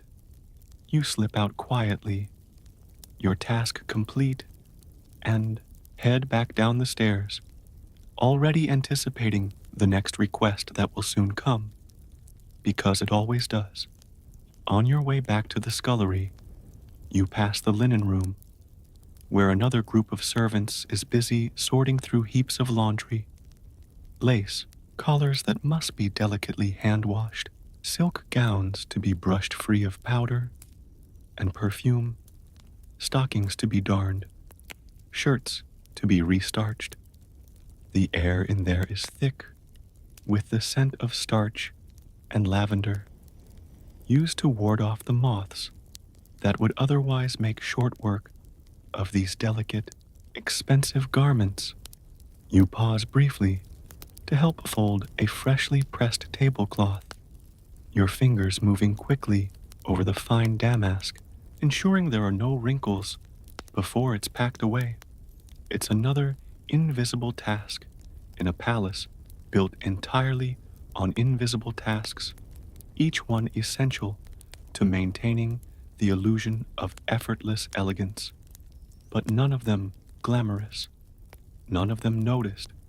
As you finish folding, a bell rings sharply from down the corridor, a signal from the steward's station. You don't know what's needed yet, but you know it's time to move. You give the linen maid a brief nod, set the folded cloth aside, and make your way toward the sound, because at Versailles, your time is never your own. Your body is never your own. You belong to the palace, to its rituals, its demands, its endless appetite for labor and perfection. And though your name will never be recorded in the gilded histories of this place, your fingerprints are everywhere, on the polished silver, on the cleaned glass, on the laundered linens, on the very fabric of the illusion that is Versailles. You straighten your apron, take a steadying breath, and walk briskly toward your next task, ready once more to vanish into the machinery of the palace, seen by none, essential to all, because that's what it means to be a servant here, and it always will. The bell's sharp clang still reverberates in your ears as you hurry down the service corridor, your steps quick and quiet, as always. You round a corner and find the steward waiting, his expression impassive, but his tone clipped as he gives your next instruction. Assist in preparing the king's bedchamber for the soirée de coucher, the formal ceremony of the royal going to bed. You nod silently and head toward the king's private apartments, your heart rate steady, your mind already running through the checklist of what must be done. The soirée de coucher is one of the most critical rituals of the day, another performance within this palace of performances, where even sleep is not private, but a spectacle, a reaffirmation of royal power and divine right. Your role is small, but essential, ensuring that every detail of the king's bedchamber is immaculate before the ceremony begins. You pass through another hidden servant's door and emerge into the anteroom, where a few other servants are already bustling about, adjusting the drapes, setting out the king's night attire, and preparing the linen sheets for inspection. You take your assigned task, arranging the fireplace. Though it's already burning, the flames must be precisely controlled. Too large, and the room will be stifling. Too small, and the king might take it as a slight. You fetch the iron tongs, carefully adjust the logs, and sweep the ash neatly to the side of the marble hearth. The flickering light plays across the gilded moldings and the enormous canopy bed, its embroidered silk curtains heavy with the weight of royal symbolism. You can't help but glance up at the elaborately carved headboard, depicting mythological scenes that you've cleaned countless times, but never really stopped to admire. Not that you could. There's no time for admiration here, only the next task. You check the candlesticks on the mantel, ensuring they are perfectly straight and that the wax hasn't dripped unsightly onto the polished wood. You adjust them minutely, your fingers steady, despite the knowledge that, in a few minutes, dozens of courtiers will crowd this very room, watching the king prepare for bed with a reverence usually reserved for religious rites. Because that's what Versailles is, a church with the king as God, and you as one of its many silent, unseen clergy. Historically, the coucher ceremony was a central part of life at Versailles, attended by a select group of nobles, granted the privilege to witness the king retire for the night. These rituals reinforced the king's absolute authority and reminded all present of their place in the intricate social hierarchy of the court. Historians still argue whether these ceremonies served primarily to elevate the king's mystique or to control the nobility by binding them to constant, demeaning rituals of attendance. You suspect it's both, and tonight, as always, it's your job to make sure everything runs flawlessly. You move to the bedside table, adjusting the silver tray that holds the king's nightcap of spiced wine and a small porcelain dish with sugared almonds, a token indulgence before sleep.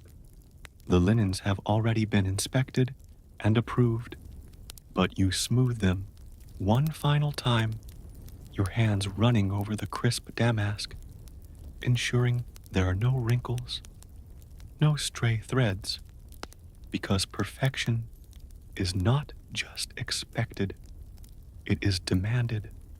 A sudden murmur from the corridor signals the arrival of the courtiers, and you step quickly aside, taking your place in the designated alcove where you and the other servants will wait, silent and invisible, while the king's ritual unfolds.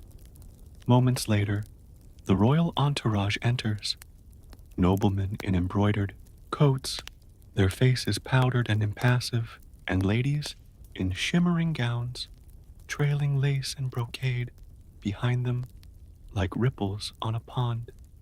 They gather around the bedchamber in carefully choreographed positions, each one acutely aware of their rank and proximity to the king. The king himself enters last, moving with the slow, deliberate grace of a man who knows that every eye in the room is trained upon him. He barely glances at the servants as he makes his way to the armoire, where his nightclothes await. The royal valet steps forward, assisting him with removing his coat and waistcoat, folding them carefully, while the other courtiers watch with a reverence that would seem absurd in any other place but here. You stand, motionless, observing the ritual from the corner of your eye, ready to spring into action should anything be out of place. But of course, it isn't, because you've already made sure of that.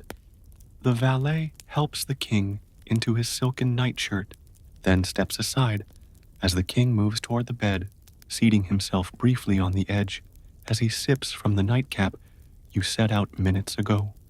For a fleeting moment, your gaze meets his, not out of impertinence, but by sheer accident. And in that brief instant, you see not the Sun King, but a man, tired, aging, bound by his own rituals, just as surely as you are by yours. Then the moment is gone. He hands the empty goblet to a waiting footman and settles back against the pillows, signaling that the ceremony is concluded. The courtiers offer their bows and curtsies, murmuring their bonnes nuits in tones thick with practiced deference, then file out in orderly procession, leaving the king to his carefully curated solitude. As the last noble exits, you and the other servants move swiftly into action, extinguishing the candles, drawing the curtains, and ensuring the fire is banked just enough to keep the room warm through the night. Then, as quietly as you came, you slip out through the service door, leaving the king to his dreams, or more likely, his plans for tomorrow's spectacle.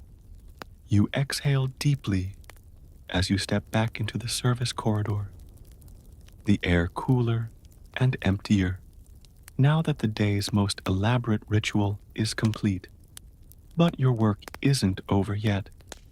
Not quite. There are still rooms to be checked, supplies to be restocked, preparations to be made for tomorrow's dawn, when the palace machinery will grind to life once more. You pass a mirror in the corridor and catch a glimpse of yourself, hair slightly askew, apron smudged with soot, eyes heavy with exhaustion. But you straighten your posture, smooth your apron, and continue down the corridor, because that's what you do. That's what you've always done, and that's what you will do tomorrow. Because at Versailles, sleep is a privilege reserved for the nobility. For you, there's only rest when the palace allows it. And tonight, as always, that rest will be brief, light, and haunted by the knowledge that before the sun even rises, you'll be called upon once again to make this place shine, to maintain the illusion, to serve the court, to vanish into the shadows, where all the real work happens, always. You barely have time to savor the fleeting quiet of the now empty king's bedchamber before your next task finds you, tending to the courtier's private chambers, where the true aftermath of Versailles' opulence festers in forgotten corners and on soiled linens. The nobles, having retired to their rooms after the soirée de coucher, are either still awake, entertaining clandestine visitors, or already collapsed, leaving behind the debris of yet another day spent performing their roles within the gilded theater of court life. You make your way through the service corridors, your footsteps muffled by the worn carpets, and stop at the linen room to gather a fresh stack of bed linens. Your arms ache as you lift the heavy bundle, the scent of lavender sachets barely masking the more human odors embedded in the fabric. Versailles demands beauty in all things, but behind every perfumed facade lurks the same reality: sweat, stains, and secrets. The first room you enter belongs to a marquise, one of the queen's favored companions. The door is ajar, and you slip inside, keeping your eyes low and your presence discreet. The bed is a mess of rumpled silks, rouge-stained pillowcases, and crumpled petticoats.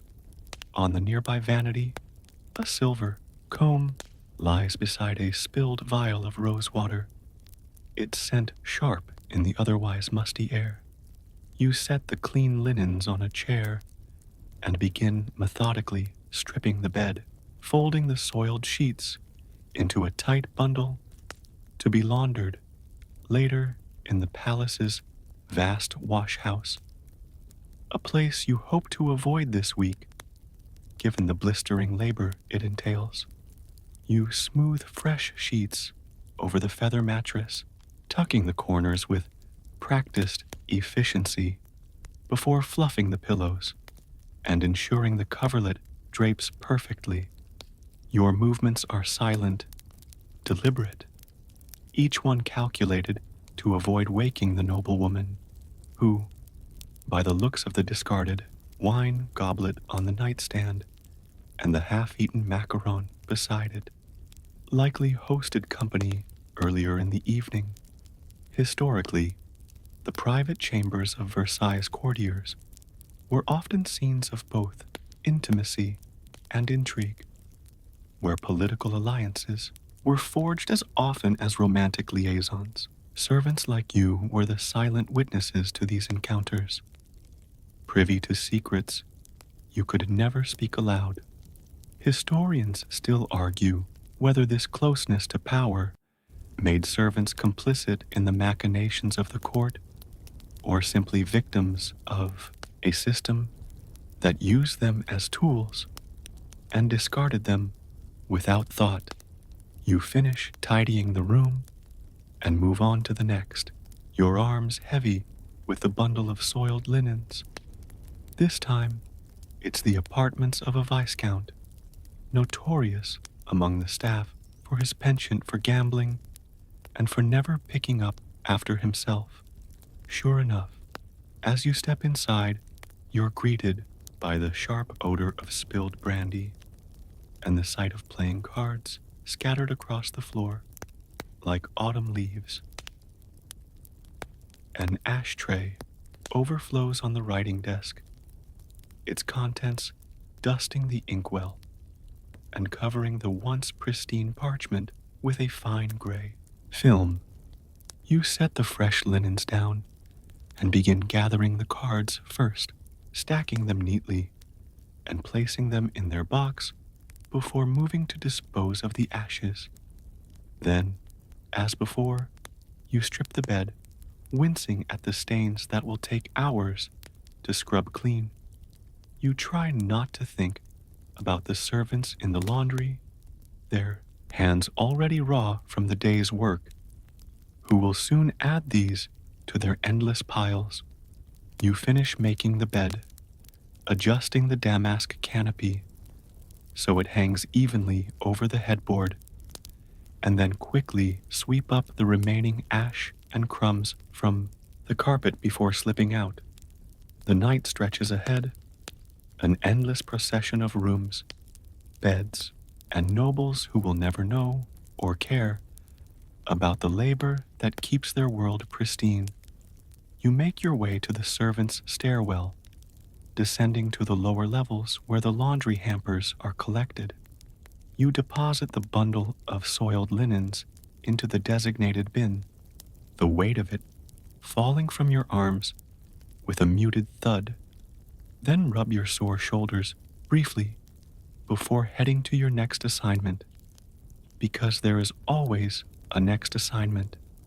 No sooner have you dropped the linens than you are sent to assist in preparing the Queen's morning toilette for the following day.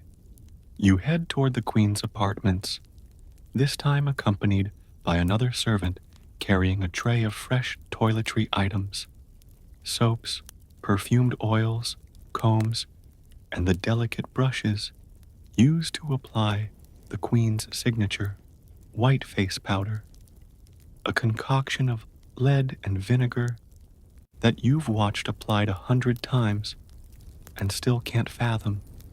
The toilette itself is another elaborate ritual, attended by noble women and servants alike, each with their own precise role in the spectacle of preparing the Queen for the day ahead. Your job tonight is to ensure that everything is perfectly arranged before the ritual begins. You enter the toilette chamber, setting down the tray beside the ornate dressing table, its surface already crowded with cut crystal bottles and silver instruments. You arrange the items in their prescribed order. First the comb, then the rouge, then the powder puff resting delicately on its stand. The towels are folded with corners, aligned, the soap placed in its dish, the water jug filled and ready, all so that tomorrow, when the Queen rises, everything she needs is exactly where it should be, as if by magic. But of course, it isn't magic. It's you and the countless other servants who perform these tasks in silence, invisibly supporting the grandeur of Versailles from behind the scenes. You finish your arrangements, step back to survey your work, then turn and leave the chamber as quietly as you entered, the scent of lavender and powder lingering in the air. Behind you, the corridor is nearly empty now, the court having retired for the night.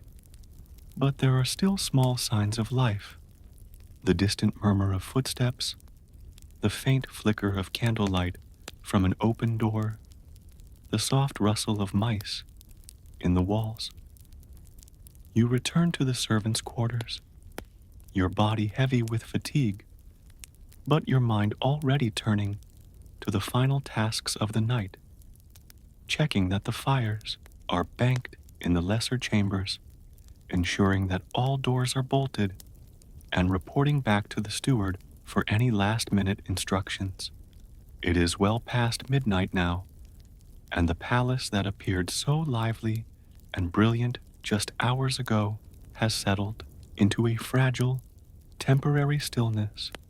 But you know it will not last. In just a few hours, the pre-dawn bells will ring, and the entire machine will grind to life once more. The nobles will rise, refreshed and oblivious, ready to immerse themselves in another day of pageantry and intrigue, and you will be there, as always, in the background, preparing their rooms, arranging their clothes, cleaning their messes, ensuring that every aspect of their lives remains as effortless and elegant as they expect it to be. You take a moment to lean against the cool stone wall, closing your eyes briefly, your hands resting in your lap, your breathing slowing, but it is not sleep, just the briefest pause before the next command, the next bell, the next task. Because at Versailles, rest is a luxury, and for servants like you, luxury is not a language you speak. Not here, not ever. You rise before the dawn, as you always do. The first bell hasn't even echoed through the marbled halls, but your body knows the rhythm too well to resist. You rub the sleep from your eyes, pull your thin linen shirt over your shoulders, and slip your feet into shoes that have long since lost their shape. Outside your small servant's chamber, Versailles is silent, cloaked in that rare moment of stillness before the machinery of court life begins to grind again. You move quickly, quietly through the servant corridors, past walls that have heard centuries of whispered commands and exhausted sighs. Your first task of the morning is to prepare the hearths in the noble suites, scooping out yesterday's ashes, stacking fresh wood, coaxing small flames to life, so that when the nobles rise, their rooms will be warm, welcoming, and fragrant with cedar and pine. They will never know you were here, fingers blackened with soot, shoulders aching from hauling the logs up narrow staircases in the half-dark. Once the fires are set, you draw back the heavy velvet drapes, letting the pale morning light seep in and cast gold onto walls that are already gilded. The nobles' waking hours are scripted as precisely as their slumber, and your work makes that possible. The beds you made last night will be undone again by afternoon. The floors you swept will soon be dusted with the hems of silk gowns and the careless steps of polished boots, and you will tidy it all up again, unnoticed and unthanked. This is your role, to be invisible, but indispensable. You think, sometimes, about life beyond Versailles, perhaps a small cottage where the only sounds in the morning are the wind through the trees, the crackle of a simple fire, a rooster's call far off in the fields.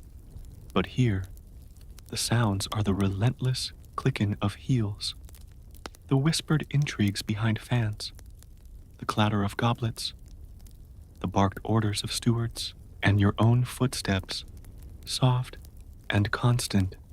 Historians still argue whether servants at Versailles were willing participants in this spectacle, seduced by the proximity to power, or victims of a system that consumed them wholly, offering no escape. You don't need to debate it. You live it. Every day is the same orchestration. Clean, arrange, serve, retreat, over and over, until the lines between days blur into the marble veining of the palace itself. But tonight, finally, you are done.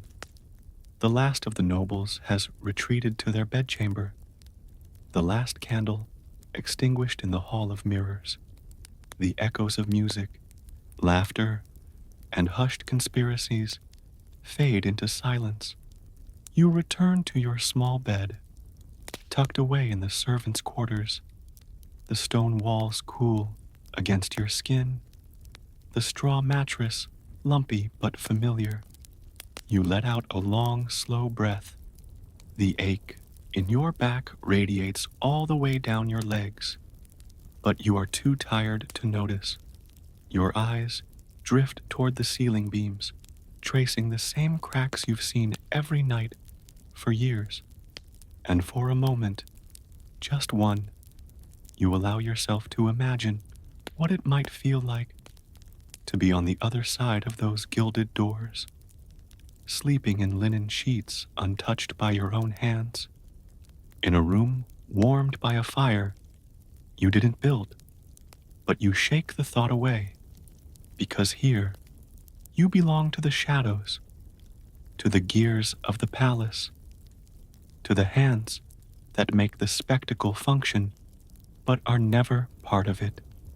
And yet, without you, there would be no spectacle, no dinners, no soirees, no royal risings or royal slumbers, only silence, only stillness. You close your eyes now. Let your breath slow, your body soften into the worn mattress. The palace will demand your presence again in just a few hours. The bells will ring, the curtains will be drawn, the fires will need to be stoked. But for now, you can rest. So, now, dim the lights, maybe turn on a fan for that soft background hum, and let's ease out of this long, beautiful, exhausting journey together. Take a deep breath in, and slowly, gently, let it go. You did your work. The palace is quiet. The world is still. And you can finally sleep.